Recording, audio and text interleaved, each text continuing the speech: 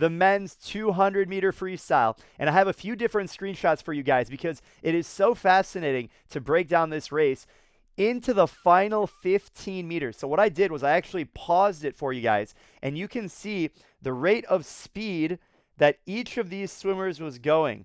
So you have, just so you guys know, this is Hobson right here. This is Hobson's, this is Popovici. So everyone expected Popovici to be winning this, but as you can see, Hobson actually made his move potentially too early. What I loved about this race is you didn't know who was going to win. I mean, I believe I'm trying to remember, one of these swimmers was in the lead at the first 50 and the 100.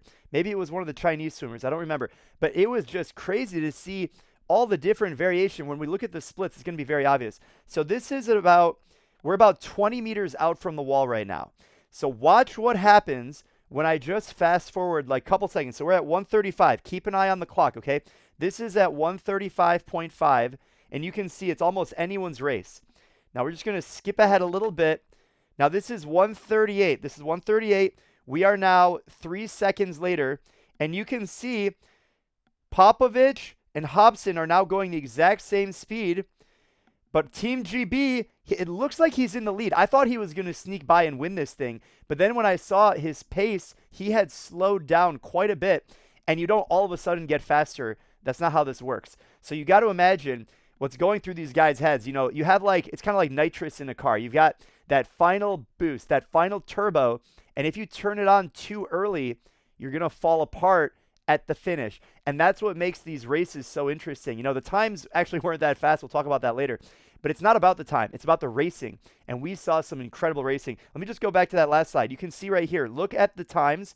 You notice they're getting slower, right? You don't just all of a sudden have a burst and you go faster. If anything, the burst allows you to maintain speed while everyone else is slowing down gradually. And you can see Hobson made his push with about 25 to 12 meters to go. And the last 10 meters, he was hurting. And it really came down to a touch. Now let's look at the clock. Remember, 138.7. I got one more slide for you. Now this is at 142. So we are now with less than 5 meters to go, and you can see these guys, look at how close it is. And I know like 0.01 meters per second, I mean, like how significant is it? Obviously, it's significant enough to have the variation in pacing happen here, which is pretty remarkable. So you can look, it literally could be any of these 4 guys. You couldn't sit here and tell me that, you know, lane 4 is going to win this or something, right? Like, look at this. Look how close these guys are. Any 4 of these guys with that final push. Also, you know, the timing of the breath. Like, at this point, I don't think any of these guys are taking their final breath. They already took their final breath. You know, like this guy's out of it. This guy's out of it. But, I mean, really, it's pretty much anyone's race at this point. And if we just skip ahead just a little bit, right? Remember the clock, 142.4. Also, it makes it ridiculous that the world record in this event is a 1:42.00, and that was Paul Biedermann of Germany back in 2009. Michael Phelps has the next fastest time, and Michael Phelps at the 2008 Olympics won a 1:42.9. And you can see Michael Phelps would have already been done, and Paul Biedermann of Germany would have already been done. But these guys are racing and battling in the finish, and let's take a look at the final result. There you have it right there. You see how close it was. Look at how close that was. Popovici was able to sneak by, and this is the final result there. That's the 144. Now let's go ahead and look at the splits, and you can see how remarkable this was because these guys were exchanging position so much between this 200. A few other races were like that tonight, but let's go ahead and look at the splits. Here we go. Look at these splits. Here's Popovici, okay? He is the favorite heading into this, but really, it could have been anyone. I'm going to zoom in just on these results, and you can see how ridiculous this was at the finish. Look at how close it was between the first 4 guys. 144.72, 144.74, 144.79, 144.87. The top 4 people were separated by 0.15 in a 200 distance. This is not the 50 freestyle. That is incredibly close. And look at how these guys split it. I want you to look at the last split here on this last 50. Like they were like neck and neck going into it. You can see that here. That's what this is. 117.9, 117.9, 118.00, 118.1, 117.6. Do you see what I'm saying? Do you see how ridiculous this was? At the 150 mark, it was literally anyone's race. Any of these guys could have won this. And then to make it even crazier, look at the last 50 split.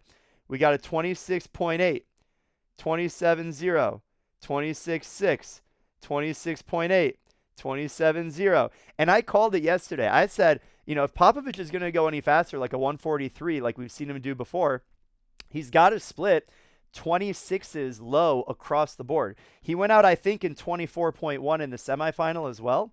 But you can't have that 27.0, right? He was a little soft, but he was saving it, and he was able to have that final burst. He did outsplit everyone on that last 50, and he was able to have that final burst where the other swimmers maybe had that final push a little bit too early, and he was able to close it.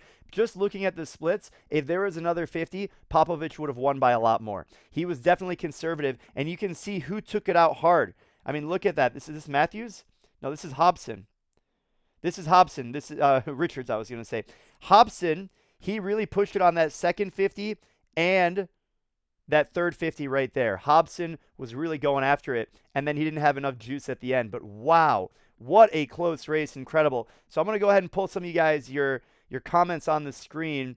This was absolutely insane. Comment worthy of noting here, they had the full bodysuits back in 2008 and 2009. Michael Phelps was wearing a full-body laser when he went the 142.96. Paul Biederman was wearing an Arena X Glide, I believe, when he went in 2009 at the Rome World Championships, 142.00. But wow, absolutely incredible. Yeah, that's insane. Now, here's the next question. Let me know what you guys think in the live chat or in the comments. Will Popovici get the gold in the 100-meter freestyle? I will tell you, his back-end speed looks good. His front-end speed, that second 50, didn't look very good.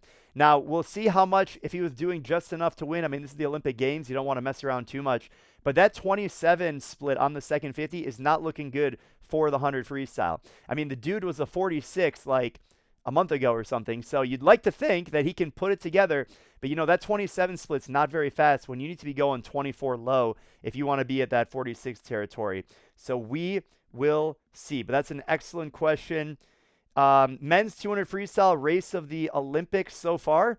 I mean, it was definitely up there. I don't know if I have to sit back and digest. Definitely after 3 days, it's one of the closest races. Even the men's 100 breaststroke yesterday was super close. Even in tonight's session, like the next event we're going to talk about, was extremely close. Yeah, shout out that Summer's only 17. That's absolutely ridiculous. Who else is racing the 100 free? Guys, got to go and check out, after this video, go watch my video, my 10 hot take predictions for this Olympics, and the 100 freestyle was one of them. I even have Olympic sprint coach Brett Hawk give his commentary about that. So, reaction time. You want to talk about reaction time? Let's talk about reaction time. Let's talk about reaction time. So if you're wondering what is reaction time, that is what this RT represents. And this is the time from when the beep goes off to when the swimmer's feet leave the block. If they're doing a staggered start, right, a track start, 1 foot back, as soon as both feet are off the block, that is when the time is done. Now, in the sprint events, I shouldn't say sprint events, the top level athletes are all 0.70 or better. So if you look at these splits, the slowest person here was Hobson, 0.75. The fastest off the blocks, Matthew Richards, he was 0.60. If you're between 0.6 and 0.7, you're definitely, top level swimmer in terms of reaction time and getting yourself off the block. If you're 0.8 or slower, that's pretty slow. Michael Phelps used to have one of the slowest reaction times, but at the end of the day, it doesn't really matter that much if you're 0.05 slower on the start, but you enter the water with more momentum and you carry more speed. I mean, if you put Caleb Dressel at a 0.8 reaction time, he's still going to be first at 15 meters. We saw this with Gretchen Walsh as well. So this is something interesting to look at, but I wouldn't read too much into it because it's more important how you actually enter the water, and that's really what counts.